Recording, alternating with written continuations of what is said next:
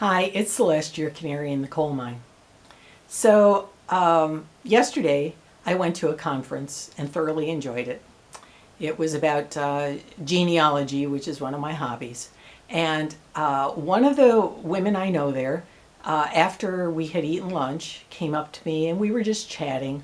And I said, well, how are you enjoying the conference? And she says, oh, it's good, except I'm finding myself sort of falling asleep after lunch. And so many people think that it's kind of natural to fall asleep after lunch, that they think it's related to the fact that your body is busy digesting food instead of, not digesting food. And so they think that's what's sapping their energy and that's why they feel sleepy. But I would argue that it's something else. It's actually what you ate, not that you ate, that could be the problem. Many years ago, I was seeing this doctor who taught an all-day seminar, and it was at a motel. He was using a conference room, and at lunchtime, we all went to the dining room, and we got to order whatever we wanted. And when we got back to the conference room during the afternoon, out of the 12 or so people that were in that class, 3 fell asleep.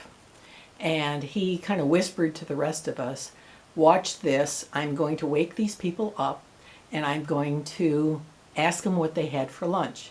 And they will have had either like a big plate of pasta or a lot of bread, something with wheat products in it, and a lot of it.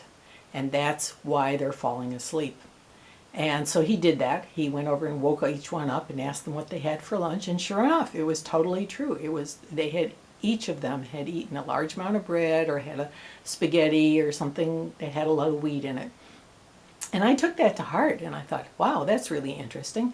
I sometimes have this phenomenon of falling asleep after lunch or having, it used to really be a problem when I would be driving a lot and like driving across the country or something.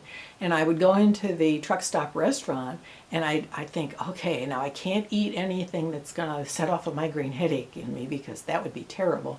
So I would have like breakfast, even though it was the middle of the day. I'd have pancakes and eggs or something like that. And then I'd be driving down the road and a half hour to an hour later, I'd be getting so sleepy. And sometimes I'd have to pull over and take a nap. And so I put these 2 pieces of information together between what the doctor said and my own experience. And I thought, I wonder if that's what's happening to me. Well, now I know for certain. I mean, I'm absolutely sure that when I have something with wheat in it, it could be a bakery good, it could be some pancakes, it could be any number of things. One of my first symptoms is I will get sleepy in a half hour or an hour. And another symptom that shows up for me is I'll often sneeze a couple times too, almost like I'd inhaled some pollen or something. And so I told that to my friend at the conference and she just kind of went, really, I'm going to have to watch that and see if that's true for me. Well, nowadays people are a lot more aware of the whole issue with wheat and how it can affect your digestive tract and cause leaky gut and so forth.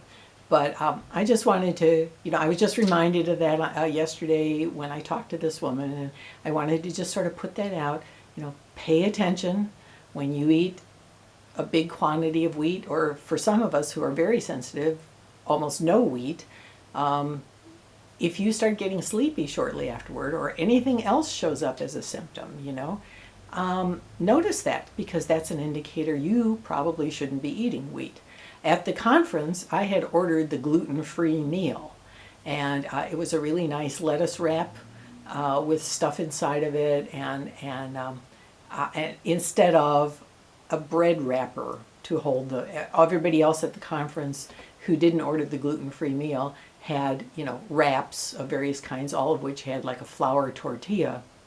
Now, flour tortillas are normally made with wheat flour, the whitish tortillas, but there is corn tortillas. Now, those are usually the crispier, smaller ones, but I noticed that my local store is now starting to carry softer, little larger corn tortillas.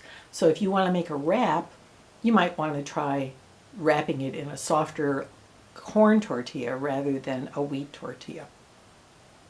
So that's my little health tip for today. And of course, besides the tortillas, you can always do a wrap in a big piece of lettuce, something like romaine or some of the lettuce that has larger leaves.